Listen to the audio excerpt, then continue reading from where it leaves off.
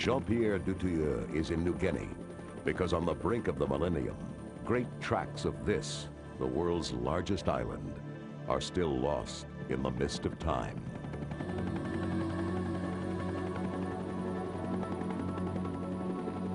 New Guinea is located north of Australia and is over twice the size of Spain. The west is a province of Indonesia. The east, the newly sovereign state of Papua New Guinea.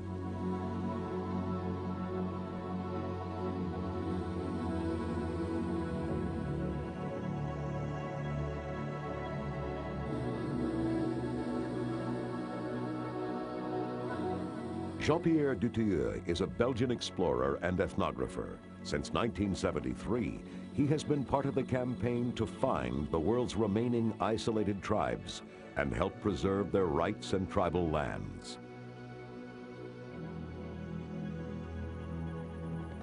For centuries, the hill tribes of the Owen Range have lived in isolation to avoid war. This partly explains why 4 million Papuans speak 700 languages or dialects. While most tribes are known, the government announced they have just located a new one, the Toulambi, a tribe that has never been in contact with the outside world. Jean-Pierre is skeptical, but decides to verify the stories about the Toulambi for himself.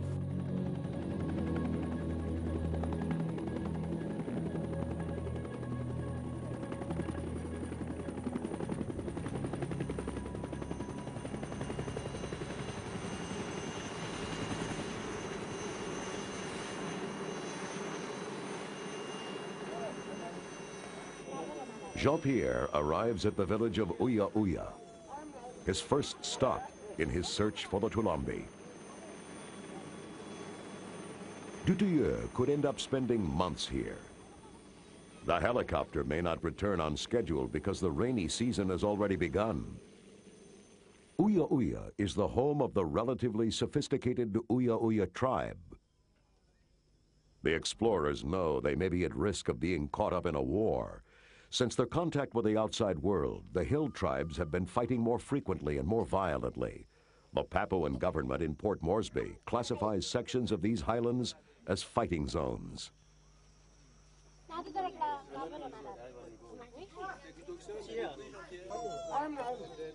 We hire porters to carry enough supplies to last the expedition for 3 weeks. But as usual, no one comes forward to carry the heavy box of film stock. The Uya Uya tribe were the first outsiders to meet the Toulambi. They say the Toulambi have never seen a white man or even the Western clothing adopted by these Papuans. If this is true, the Toulambi could be survivors of the Stone Age. In the lead is Allah, the regional government health official and language expert who first told the outside world about the Toulambi. Wawe, the village headman and guide, marches ahead of Jean-Pierre.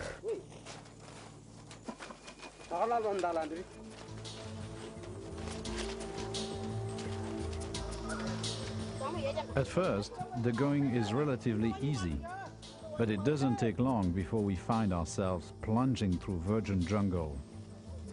It is not far, the porters keep saying, not far at all. Scores of tribes live in these highlands. Many of them had no contact with the modern world until the 1930s. That's when the first gold prospectors stumbled upon tribes of gardeners and wild pig breeders who dug at the earth with stone tools and lived in a way that anthropologists say had not changed in thousands of years.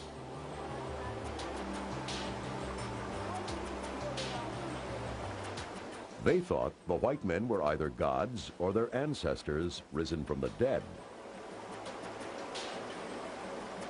On the heels of the gold seekers came the soul seekers, missionaries bearing Bibles, medicines, and a new God. Recently, the Port Moresby government has expressed concern over eager evangelical preachers pursuing tribes that are better off if they're left alone. Some of the tribes left their villages to move deeper into the bush to escape the missionaries. Once in a while, these refugees from religious zeal return to their traditional ways, only to be rediscovered and labeled as lost tribes.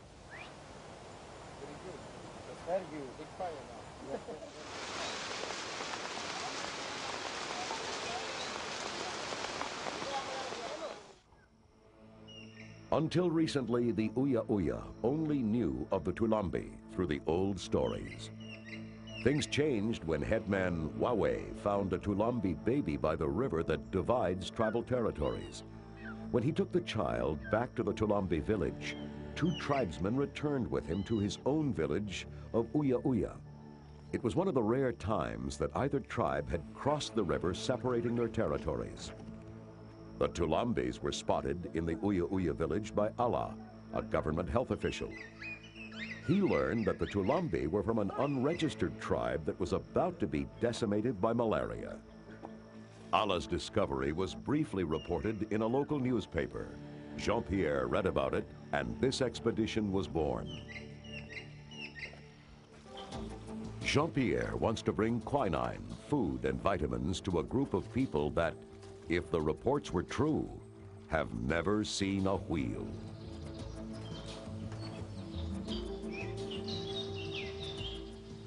The leeches that slip through our clothing and into our boots are the least of our problems. We have been struggling through this green hell for days now. This is the worst I've ever seen. The Amazon is a kindergarten compared to this.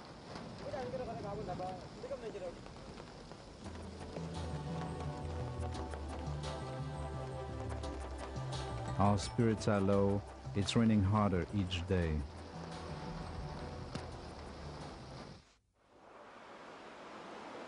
Day 3 of the trek to Toulambi territory. As they reach the top of the ridges, the expedition can hear the roar of the river they seek. As they plunge down into the valleys, the sound vanishes.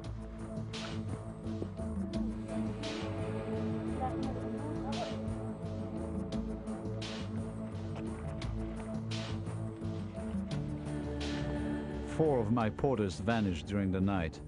They probably had enough as well.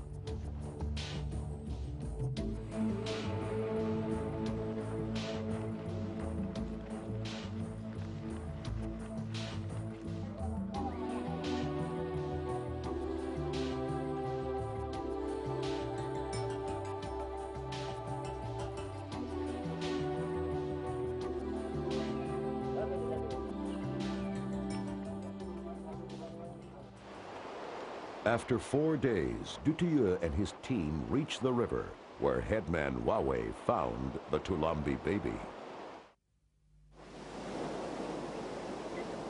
So where do you think we are?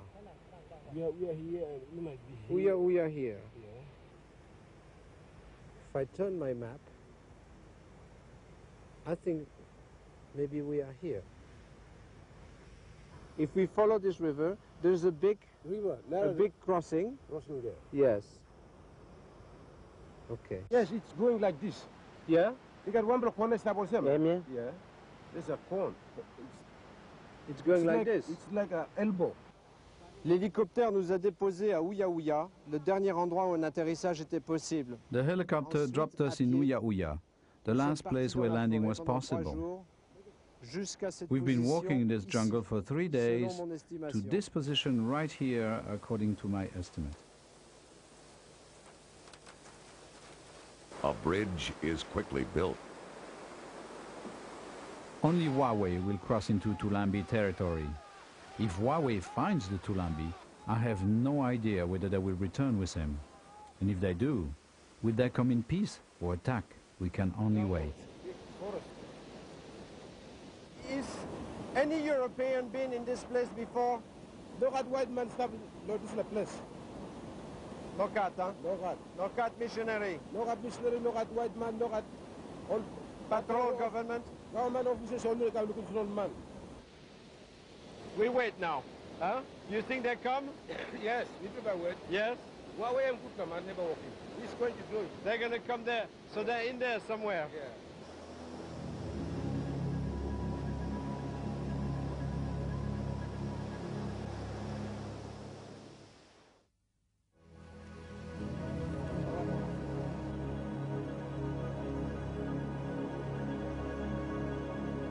Wednesday, Thursday, and still nothing.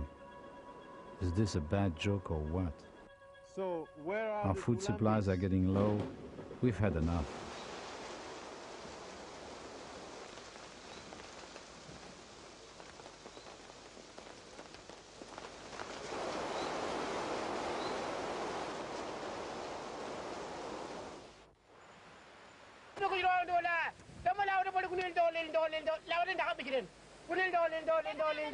Wawe returns after 3 days.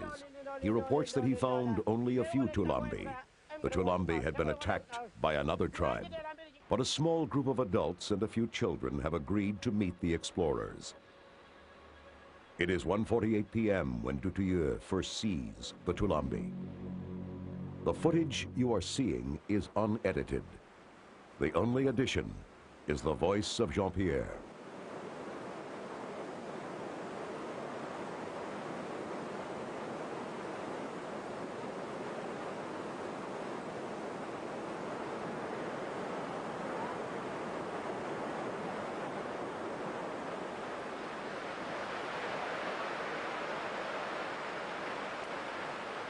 According to Wawe, they don't believe that the white man exists. But if they do, that makes me one of the living dead.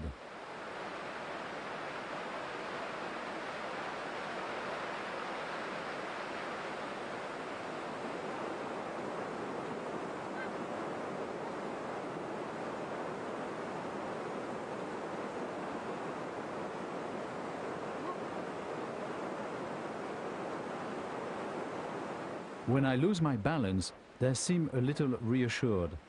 Ghosts don't fall, I guess.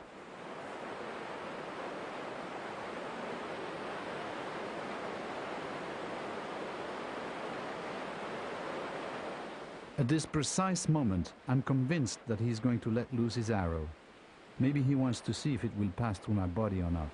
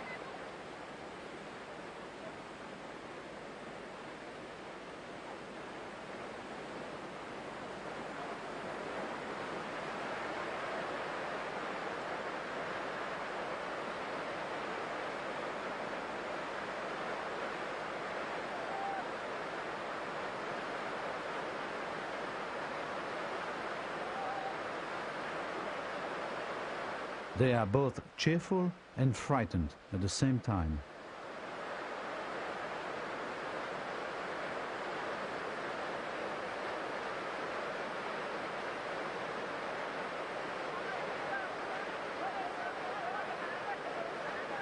This one tells the woman to stay back.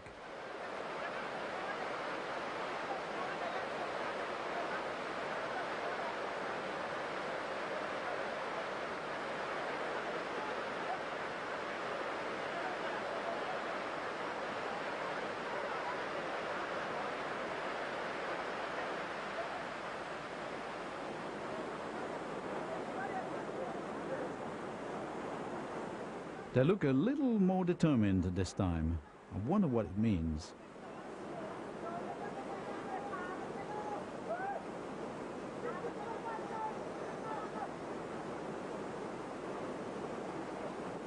I feel it's important to show them my peaceful intentions.